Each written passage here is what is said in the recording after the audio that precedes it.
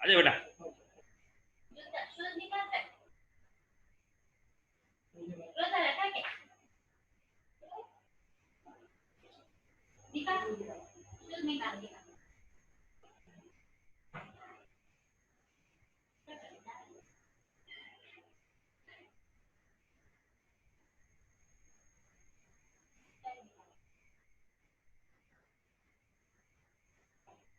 अस्सलाम वालेकुम सर।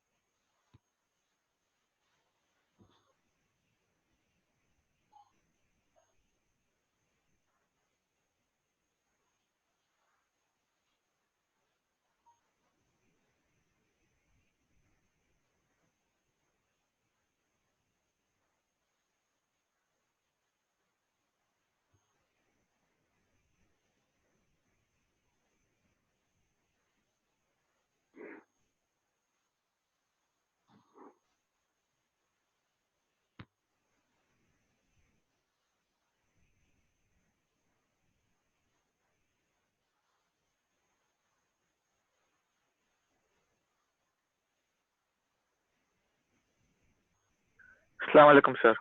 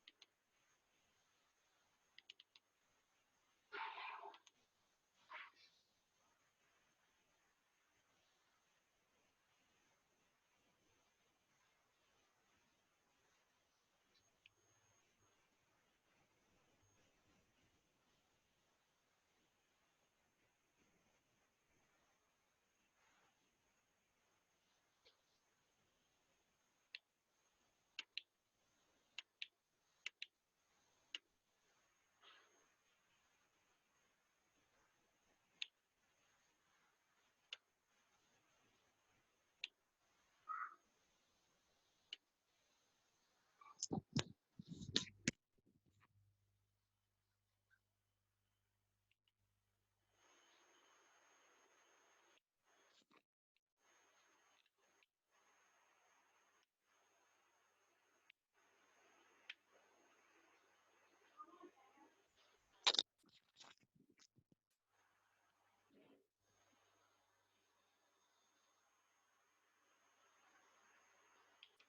बात है, आज स्टूडेंट ज्वाइन नहीं कर रहे हैं, छुट्टी है क्या? बाकी बच्चे कहाँ हैं? चलो ठीक है, अटेंडेंस लेते हैं, बच्चों को समझा के बोलेंगे एक बार की ज्वाइन करो बराबर। रोल नंबर 1, ओके प्रेजेंट, अवैध present. Roll number 2, okay 3, roll number 3, okay present. Roll number 4, roll number 4 absent, so we'll remove her name tomorrow. Roll number 5 present, 6 present, 7 भी नहीं आए, 8 absent, 9 9 अभी नहीं आए, 10 तो छोड़ दिए, चलो निकाल देंगे उसको। 11, number 11 present, 12 present, 13 present, 14 present, 15 present, 16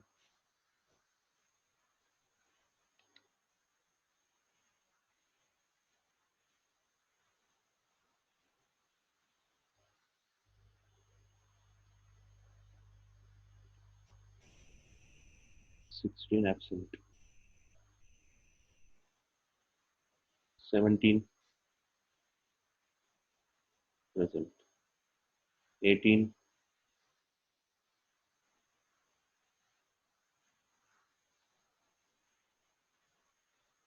present,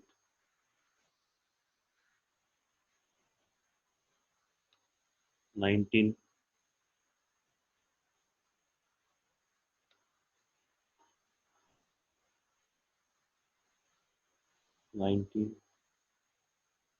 Nazia, she's there.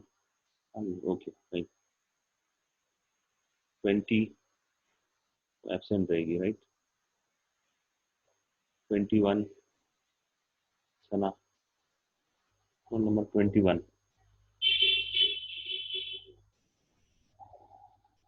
absent, 22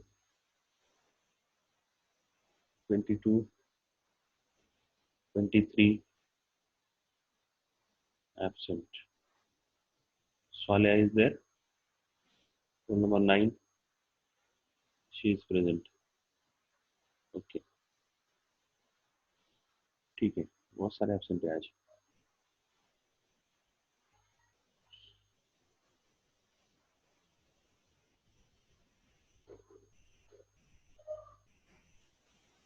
दो, 3, 4,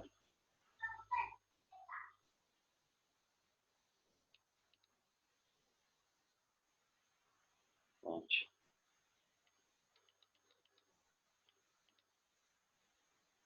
ये तो समझो नहीं है।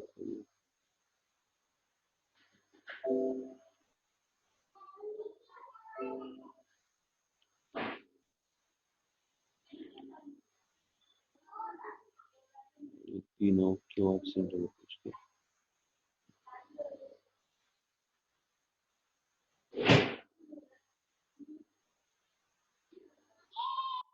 ठीक है,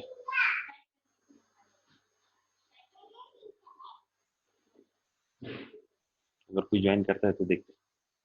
ओके फाइन, अभी शुरू करते हैं अपना, आज कितना कर सकते हैं, क्या कर सकते हैं, है ना। तो सबसे पहले हम लोग करते हैं, छोटी इंडेक्स बनाते हैं बराबर ना। छोटी इंडेक्स बनाते हैं। अब कल तक जो देखे थे वो 11th का था, और 11th के बहुत सारे बच्चों ने मुझे होमवर्क भेजा है। अब एक होमवर्क ऐसा भी आया है, अ, अक्सा अक्सा का मुझे एक मैसेज आया था। अक्सा शेख, उसका मैसेज आया, तो अक्सा आपका माइक्रोफोन ऑन करके मुझे आप थोड़ा सा पहले, you can put on, yes. No my question is, 11th में आपने डेरिवेटिव का चैप्टर कंप्लीट किया था क्या, पढ़ा? कौन सी स्कूल से आप, पहले बोलो कौन सी स्कूल में पढ़ते हैं आप, कॉलेज का नाम बोलो। एंग्लो से हाँ एंग्लो से हम लोग तो अब ज़्यादा हुआ नहीं था, उससे पहले छुट्टी। हाँ, तो डेरिवेटिव का चैप्टर ही नहीं हुआ तो फिर कैसा होगा, सही है प्रॉब्लम। चलो फिर आप, तुम थोड़ा सा कोशिश करो, तुम्हारे साथ में अभी आप, चलो मैं, तुम एक काम यस करो, क्लास के बाद मुझे फोन करो आप प्लीज। Okay sir.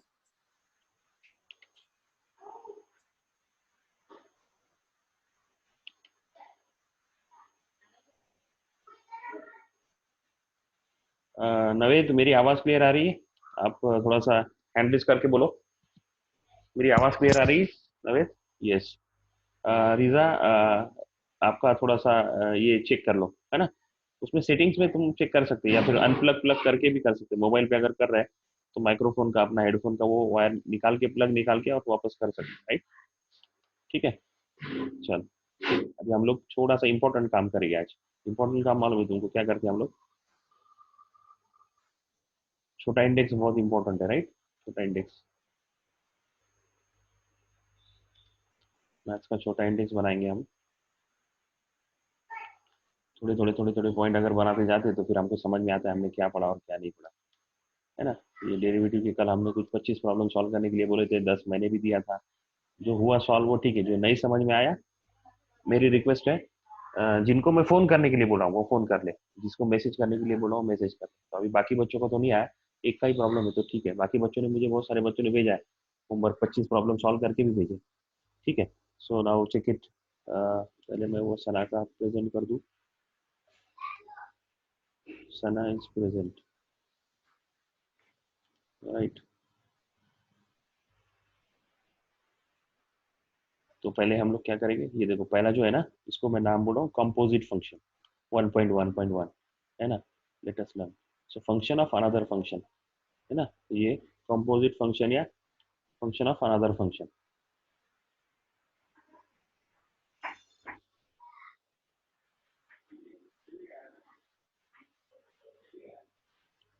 तो मैं बना रहा हूँ छोटी इंडेक्स, पहला point composite function, this is our first point, composite function. Index बनाएंगे, इंडेक्स बनाने से आसानी हो जाती, क्या क्या पढ़ना है और क्या पढ़ने का रहेगा। इसका थ्योरम और प्रॉब्लम है, हर चीज के दो है, थ्योरम और प्रॉब्लम है। थ्योरम हम बाद में देखेंगे, पहले सीधा प्रॉब्लम सॉल्व करना शुरू करेंगे तो थ्योरम उसमें से समझ में आ जाएगा। फर्स्ट इज कॉम्पोजिट फंक्शन, ये सारे कॉम्पोजिट फंक्शन के प्रॉब्लम है ना? कॉम्पोजिट फंक्शन के दो मेथड है, इसमें से कोई भी एक मेथड हम लोग करेंगे, राइट? एक मेथड हम लोग देखेंगे और फिर इसमें इंशाल्लाह जैसे जैसा आगे बढ़ेंगे वैसा, ठीक है? तो पहला है कॉम्पोजिट फंक्शन, आपके सामने किताब खुली है, आपको समझ में आ रहा होगा, है ना? ये सारा कॉम्पोजिट फंक्शन है, 6 नंबर, 7 नंबर, है ना? सॉल्व सॉल्व वाले भी है, अनसॉल्व वाले भी है। पेज नंबर 7 हुआ, 8, है ना? देखो, 9, 10, एग्जाम्पल 4, 5, 6, है ना? ये भी सारे, सारा जो है ये कंपोजिट फंक्शन है और उसका एक्सरसाइज आया 1.1। तो इसमें सॉल्व और अनसॉल्व दोनों आएंगे, है ना? इसमें सॉल्व और अनसॉल्व, हर एक्सरसाइज को हम सॉल्व और अनसॉल्व की तरह देखेंगे और परफेक्ट करने का, छोड़ने का नहीं इसको, सॉल्व और अनसॉल्व। देखो ये सॉल्व और अनसॉल्व, अनसॉल्व वाले देखो, ओके? दूसरा दूसरा अभी टॉपिक आया, geometrical meaning of derivative. Geometrical meaning of derivative, ये ज्योमेट्रिकल मीनिंग ऑफ डेरिवेटिव दूसरा वाला।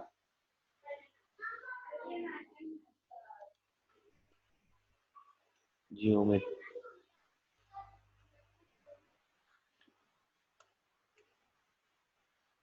मीनिंग ऑफ, मुझे मुझे ऐसा लग रहा है कि आप लिख रहे हो, मुझे ऐसा पता नहीं क्यों ऐसा लग रहा है कि आप मेरे साथ साथ लिख रहे हो,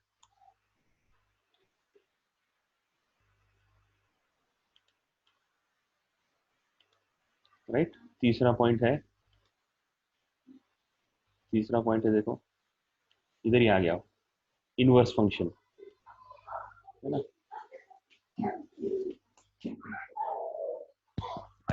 अगर तीसरा इनवर्स फंक्शन, राइट, तीसरा inverse function, then will move. इसके एग्जांपल से देखो, एग्जांपल है थ्योरम है, सॉल्व और अनसॉल्व, तीन चीजें है, हर चीज, हर इसका तीन चीज रहेगी, है ना। उसकी ये सॉल्व एग्जांपल है, सॉल्व एग्जांपल, और फिर ये अनसॉल्व एग्जांपल। हम इंडेक्स बना रहे हैं, मैं कुछ पढ़ा नहीं रहा हूँ, राइट, इंडेक्स बना रहे हैं। इंडेक्स बनाने से क्या फायदा होता है कि हमको सर, उसके बाद में स्टैंडर्ड इनवर्स ट्रिग्नोमेट्रिक, इसका ही दो है, इनवर्स फंक्शन है, इनवर्स फंक्शन के दो है, एक इनवर्स फंक्शन, या फिर चलो अलग ही पॉइंट लिख देते हैं उसको, standard inverse function, inverse trigonometric function,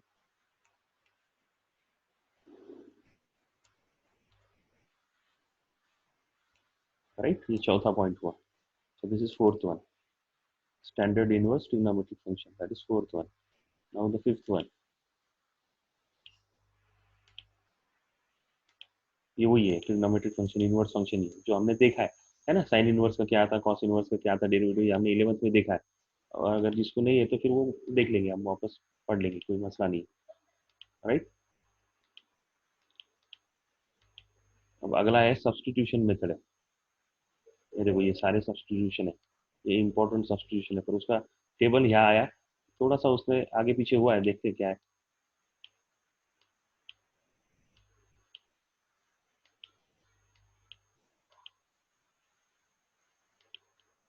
ये अभी तक वही चल रहा है ना, इनवर्स फंक्शन ही चल रहा था, ये देखो cos inverse, tan inverse, sine inverse, ये सारा इनवर्स फंक्शन ही है, इनवर्स फंक्शन ही है, ये देखो इनवर्स फंक्शन ही है सब। बड़े बड़े प्रॉब्लम्स है ना, बड़े बड़े प्रॉब्लम्स है, इनवर्स फंक्शन हुआ, अच्छे प्रॉब्लम है बहुत, मतलब इस ये किताब में, मैथ्स की किताब बहुत अच्छी होगी ये, इट्स बेटर, ज़्यादा प्रॉब्लम सॉल्व किए गए, आपको सॉल्व करके ज़्यादा दिए, एक्सरसाइज भी है सॉल्व करने को बहुत है, देखो 26 पेज नंबर आ गया, अभी चल रहा है ये इनवर्स फंक्शन।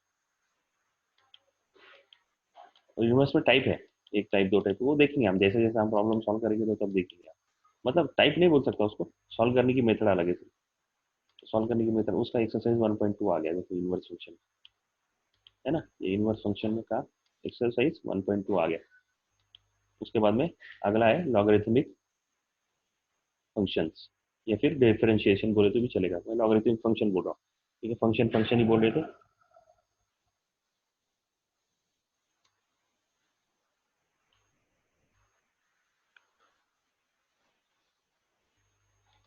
लॉगरिथमिक फंक्शन पांचवा, इसमें क्या रहेगा, लॉग रहेगा, पता नहीं, देखते हैं, लॉग रहेगा क्या नहीं रहेगा लॉग, देखो दिख रहा है क्या लॉग कहीं पे भी, लॉगरिथमिक फंक्शन बोल रहे हैं, इसमें लॉग कहीं दिख रहा है क्या, नहीं है, हाँ डेंजर है सर, देखते हैं, डेंजर नहीं है, प्रॉब्लम में लॉग नहीं रहता है, लॉग लेना पड़ता है सर। चलो ये अगला टॉपिक है, अगला पॉइंट है लॉगरिथमिक फंक्शन। मैं इंडेक्स बना रहा हूँ, किताब की इंडेक्स बना रहा हूँ, किताब के चैप्टर की इंडेक्स बना रहा हूँ, तो फिर जैसे फिजिक्स का हमने बनाया था तो क्या होता है, सारा समझ में आ जाता है। अगला टॉपिक है implicit function, implicit,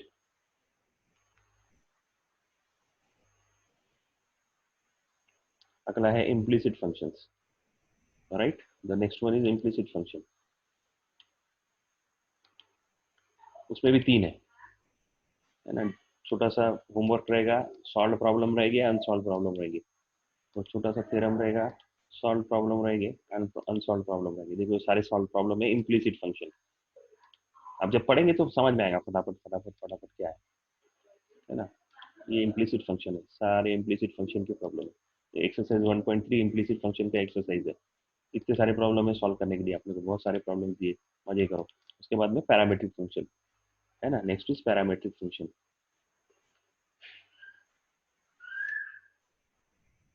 parametric function और आसान है बहुत, 11 से आसान है ये, मतलब ये सब सॉल्व करना शुरू करोगे ना तो आपको समझ में आएगा, ये सिंपल है, पैरामीट्रिक फंक्शन है, इसका भी तीन चीजें रहेगी, थ्योरम रहेगा, सॉल्व प्रॉब्लम्स रहेगा और अनसॉल्व प्रॉब्लम। ये थ्योरम, उसके बाद ये सॉल्व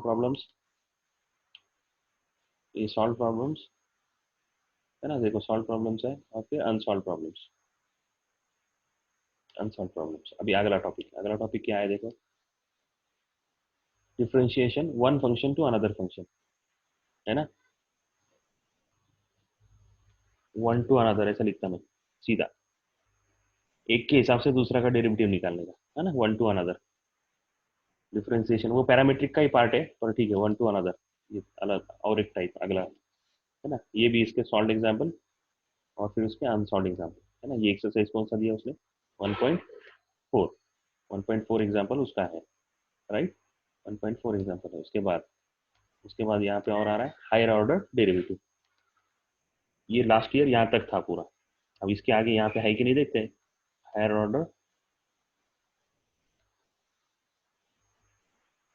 ऑर्डर डेरिवेटिव, ये 9th point, higher order derivative. Last year जो 12th की किताब थी उसमें ऐसे ही था पूरा, सेम यही सीक्वेंस में था, और एक छोटा सा पॉइंट और था।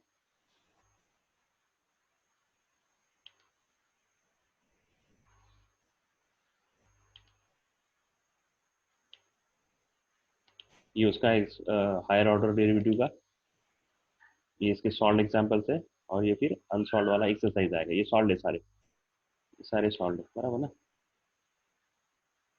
देखो सॉल्व है पूरे, 55 पेज आ गया देखो, है ना। उसके बाद में nth ऑर्डर, ये हायर ऑर्डर ही है, पर इसको इसका ही अगला है, मतलब ये 10th वाले का ये पर लिखते हैं, है ना। nth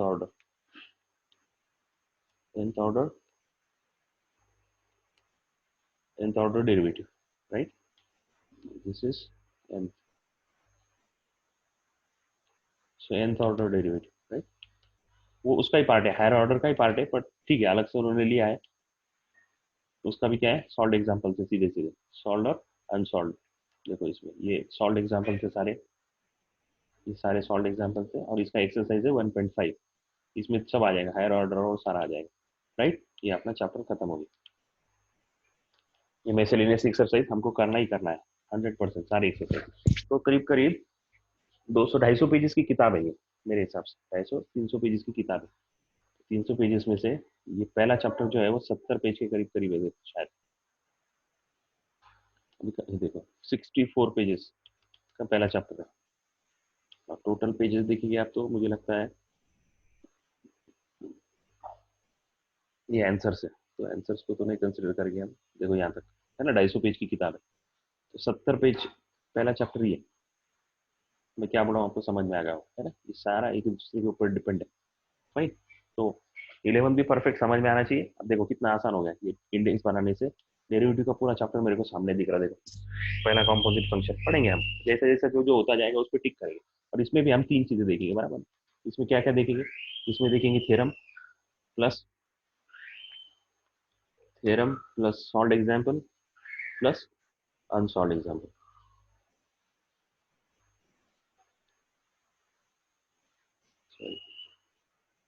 मैं ऐसे ही बोलता हूँ उसको, टर्म थ्योरम देखता हूँ, सॉल्व एग्जाम्पल देखता हूँ और अनसॉल्व एग्जाम्पल देखता हूँ, राइट।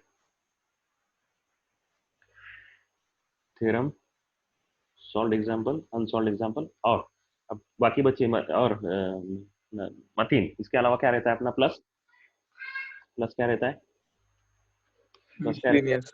है, मिसलिनियस। तो वो तो आखिरी में हर सबका आएगा, मिसलिनियस तो एक साथ सब पूरा चैप्टर हो जाएगा तो आ जाएगा। आगे क्या है ना, जेई का या फिर सीईटी का एमसीक्यूज हम लोग यहाँ देखते हैं, राइट। जेई सीईटी का एमसीक्यूज हम यहाँ पे देखते हैं, फाइन। ये देखते हैं प्लस क्या, और एक इंपॉर्टेंट बात है, 5 चीजें सबकी करनी की, पुराने प्रीवियस क्वेश्चन पेपर। पुराना क्वेश्चन पेपर तो आपकी तकदीर से नहीं है, नहीं है। देखो मैं क्या बोल रहा हूँ, ये जो सिलेबस है पूरा, पिछले साल की 12th की किताब और अभी की 12th की किताब में कोई भी फर्क नहीं है, there is no change. Physics का भी मैंने पूरा पूरा बताया आपको, वैसी के वैसी टॉपिक्स है, पूरे के पूरे चैप्टर नंबर 1 के उन्होंने डाल दिए, इसमें भी पूरे डाल दिए। सिर्फ क्या कर दिया उन्होंने, उसमें भी क्या कर दिया, थोड़ा सा किताब का स्ट्रक्चर चेंज कर दिया, टॉपिक और पॉइंट वही है, और इसमें भी टॉपिक और पॉइंट वही है, कोई फर्क नहीं किया। तो पुराने क्वेश्चन पेपर जो है वो सारे काम आएंगे आपको, क्यों, क्योंकि सिलेबस चेंज ही नहीं है, एक दो चार चैप्टर का इधर उधर हुआ है बस, बाकी कुछ नहीं है, है ना, एनसीईआरटी के हिसाब से कर दिया उन्होंने, तो थोड़ा सा ये देख लो, ठीक है। तो ये 5 चीजें आएगी। थ्योरम पढ़ना है हमको हर एक का, और थ्योरम हम कब पढ़े, ये चैप्टर के लिए हम क्या करेंगे, थ्योरम कब पढ़ेंगे, पहले हम सॉल्व एग्जांपल पढ़ेंगे, फिर अनसॉल्व पढ़ेंगे, फिर थ्योरम पढ़ेंगे, फिर एमसीक्यू और फिर क्वेश्चन पेपर आप अपना करोगे। तो इस तरह से हर 10 के 10 पॉइंट का मैं इसी तरह से पढ़ाऊंगा, राइट।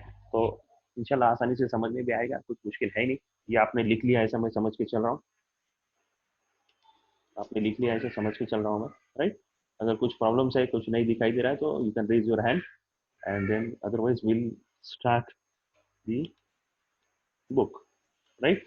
तो अभी हम कल हमने देखा था, मैंने ये प्रॉब्लम्स दिए थे आपको, ये वाले प्रॉब्लम्स मैंने आपको सॉल्व करने के लिए दिए, जैसे for example D D x of 9x² निकालो बोला था मैंने।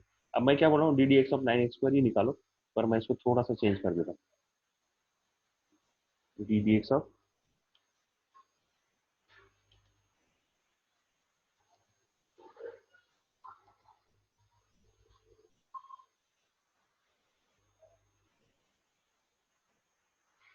मैं चेंज कर दिया उसको, डी डी एक्स ऑफ, देखो D D x of 9x⁻³ और उसका raise to half,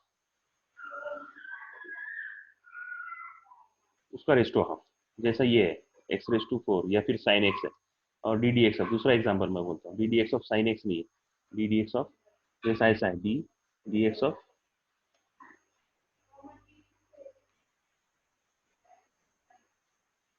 sine square x है, साइन स्क्वायर एक्स, मतलब साइन एक्स का डेरिवेटिव मेरे को मालूम है, साइन स्क्वायर एक्स अलग है थोड़ा सा। यहाँ पे 9x ये कैसा करेंगे, 2 बार ये 3/2 करके, इसका तो आ जाएगा समझो, चलो ये तो कर सकेंगे, पर ये कैसा करेंगे, है ना। या फिर ये भी अगर मैंने ऐसा किया, इसको ऐसा किया, ये हाफ की जगह पे मैं क्या करता हूँ, रेस टू साइन एक्स लिखता हूँ। सो 9x रेस टू -3, उसका कुछ तो साइन एक्स, पता नहीं क्या क्या अलग कुछ तो आ रहा है। या फिर अगर ये एग्जांपल मैं लेता हूँ, D D x of sine square x की जगह पे कॉस स्क्वायर एक्स वगैरह वगैरह, सारे ऐसे प्रॉब्लम्स, है ना। मतलब जो अपना फॉर्मूला जिसमें डायरेक्टली फिट नहीं बैठ रहा, थोड़ा सा मेरे को अभी इमेजिनेशन करना पड़ता है, थोड़ा सा फॉर्मूला जिसमें नहीं बैठ रहा, या फिर मेरा प्रॉब्लम है लॉग एक्स का मेरे को मालूम है, तो लॉग स्क्वायर एक्स का कैसा निकालेंगे, थोड़ा सा कुछ तो अलग हो रहा है। तो ये प्रॉब्लम जो है जिसमें फॉर्मूला फिट नहीं बैठता, वो प्रॉब्लम्स कैसे सॉल्व करने के, वो हम आज देखेंगे। इसको कौन से प्रॉब्लम, ये जो है ना, इसको कॉम्पोजिट प्रॉब्लम बोलते हैं, कॉम्पोजिट फंक्शन बोलते हैं। कॉम्पोजिट फंक्शन मतलब क्या, लेटेस्ट स्टडी है ये, देखो तुमको साइन एक्स का निकालना आता है, लॉग एक्स का निकालना आता है, इरेज टू एक्स का निकालना आता है, पर साइन ऑफ रूट एक्स का कैसे निकालेंगे, लॉग ऑफ ये ब्रैकेट में इतना बड़ा, इसका कैसा निकालोगे, ऐसा ऐसा इसका कैसा निकालोगे, तो इसको कैसा निकालते हैं, कैसा निकालते बोले हो, कंपोजिट फंक्शन से निकालते। तो कंपोजिट फंक्शन का थ्योरम है, मैंने जैसा बोला, फिर थ्योरम में आखिरी में देखूंगा, मुझे थ्योरम से अभी कोई वास्ता नहीं, क्योंकि मेरे पहले प्रॉब्लम कैसा सॉल्व करते हैं ये समझ में आ जाए, उस हिसाब से ये थ्योरम है। और थ्योरम के ये सारे क्या है, उसके फॉर्मूले सारे, फॉर्मूले मैं लिखा के दे दूंगा पहले आप, है ना। हाँ, अब तीसरा और एक नाम है कंपोजिट फंक्शन को क्या बोलते हैं, देखो कंपोजिट फंक्शन का और एक नाम क्या है, जो कंपोजिट फंक्शन को सॉल्व किया जाता है उसका रूल का नाम क्या है, चेन रूल। कंपोजिट फंक्शन के दूसरा नाम है कंपोजिट फंक्शन का चेन रूल, राइट, वो भी लिख के रखो कहीं। ओके, अब इसमें उन्होंने कुछ स्टैंडर्ड कंपोजिट फंक्शन के नाम ये दे दिए फॉर्मूले, ये भी अपन बाद में देखेंगे, ये सारे हम सॉल्व करने वाले हैं, है ना, सारे सॉल्व करने, इसको कोशिश करेंगे कहाँ से आएगा, ये टेबल 1.1.2 पूरा लिखने वाले, पर आराम आराम से धीरे धीरे। अब ये देखो पहला प्रॉब्लम सॉल्व करेंगे, देखो सॉल्व कितने दिए उन्होंने, 6 दिए, हम 6 के 6 प्रॉब्लम्स अच्छे से समझेंगे, बिल्कुल एक भी नहीं छोड़ेंगे, मतलब सॉल्व करना भी नहीं छोड़ेंगे, और अनअंडरस्टैंड मतलब नहीं समझ में आया तो भी नहीं छोड़ेंगे, हर चीज को समझना ही है। अब इसमें मेन प्रॉब्लम सिर्फ एक ही बच्चे का है, अक्षर का, तो आपको कोई प्रॉब्लम नहीं आएगी, आप 11th नहीं भी पढ़े तो यहाँ से भी आपने थोड़ा सा ज्यादा ध्यान दिया तो आपको समझ में आ जाएगा। इंशाल्लाह मैं ऐसी कोशिश करूंगा कि आपको 11th में नहीं भी चैप्टर हुआ हो, बहुत मुश्किल है पर मैं कोशिश करता हूँ कि 11th नहीं भी हुआ तो भी यहाँ समझ में आए, ऐसी कोशिश करें। चलो ठीक। अब ये पहला problem, first problem is, first problem is y is equal to √x² + 5। तो ये x² + 5 जो है,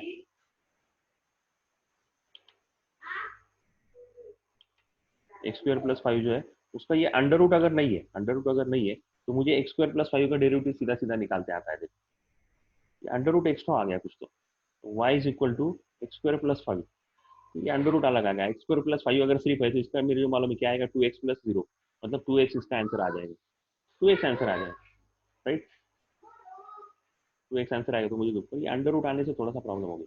अब अंडर रूट आने से प्रॉब्लम अगर हुई है तो मैं सॉल्व करूंगा उसको। अब देखो ये इसको सॉल्व करने का मेथड क्या है, दो मेथड है, method one method two. Method two हम बाद में देखेंगे, सिर्फ एक ही मेथड से हम सॉल्व करोगे। ओके, ये सब्सटीट्यूशन मेथड है, क्या करने का, देखो सब्सटीट्यूट किया उन्होंने, क्या सब्सटीट्यूट किया, जो प्रॉब्लम है उसको अंडर रूट जो है उसको यू लिया, simple, let u is equal to under root में जो वैल्यू है उसको लिया, let u is equal to x square plus 5। तो इक्वेशन क्या बन गया अपना, y is equal to under root x, सही है क्या,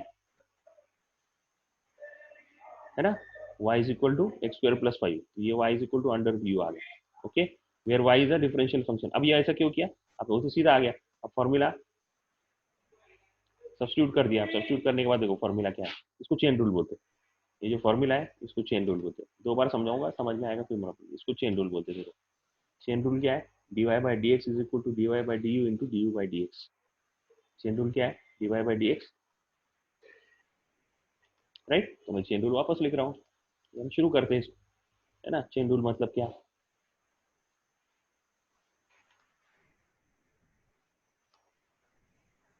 चेन रूल में लिखता हूँ, मुझे निकालना है dy बाई डी एक्स, बराबर। मैं इक्वेशन लिखने की कोशिश करता हूँ, थोड़ा सा स्लो होगा पर इंशाल्लाह आसान होगा, कोई प्रॉब्लम नहीं।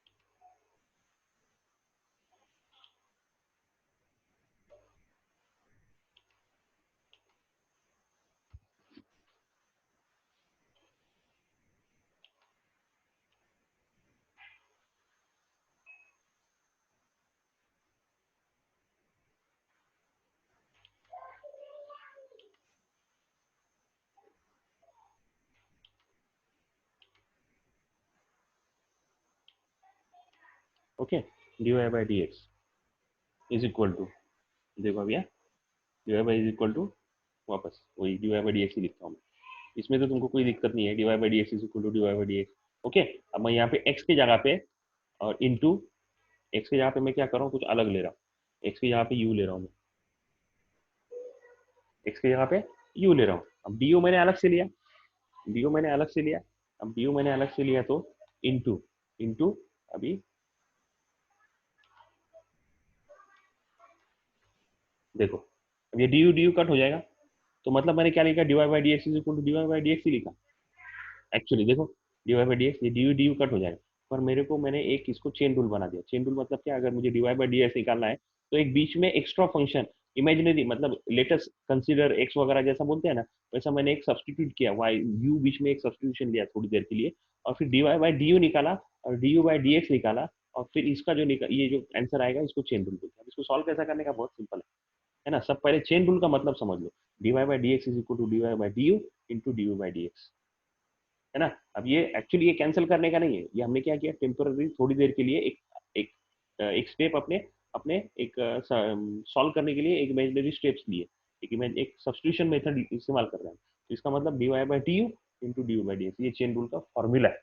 अब कहाँ से आया, कुछ भी नहीं किया हमने, सिर्फ यहाँ डी एक बार डी यू से डिवाइड किया, मल्टीप्लाई किया, तो सेम चीज से डिवाइड और मल्टीप्लाई करे तो इक्वेशन में कुछ फर्क नहीं पड़ता, बस वही कर रहा हूँ मैं, सेम चीज से डिवाइड और मल्टीप्लाई कर रहा हूँ। तो यहाँ पे डेरिवेटिव होने की वजह से सेम चीज से डिवाइड मल्टीप्लाई नहीं हो रहा, डेरिवेटिव ही चेंज हो जा रहा है, डेरिवेटिव ही चेंज हो जा रहा है। इसको प्रॉब्लम सॉल्व कैसे करते हैं देखते हैं, right. So will solve the problem. अभी मेरे को थोड़ा सा आप हैंडराइटिंग को माफ करो, हैंडराइटिंग के लिए माफ करो, क्योंकि अभी मुझे माउस इस्तेमाल करना पड़ेगा, राइट। तो प्रॉब्लम में लिख रहा हूँ y is equal to under root x square plus 5। Handwriting थोड़ा सा समझ लो तो रिक्वेस्ट है, बाकी कुछ नहीं। so that is y is equal to under root x square plus 5। Sorry, मैं इसको थोड़ा सा न्यू पेज लेके समझ में आएगा ऐसे लिखता हूँ, राइट। तो आपको भी क्या होगा, थोड़ा सा एक ही इसमें सब पूरा समझ में आ जाएगा। So I take this,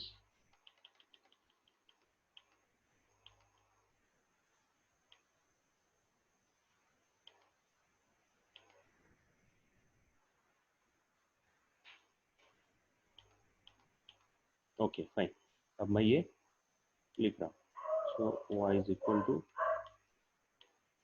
under root x square plus 5 x square plus 5. अब सब्स्टिट्यूट क्या करने का, लेट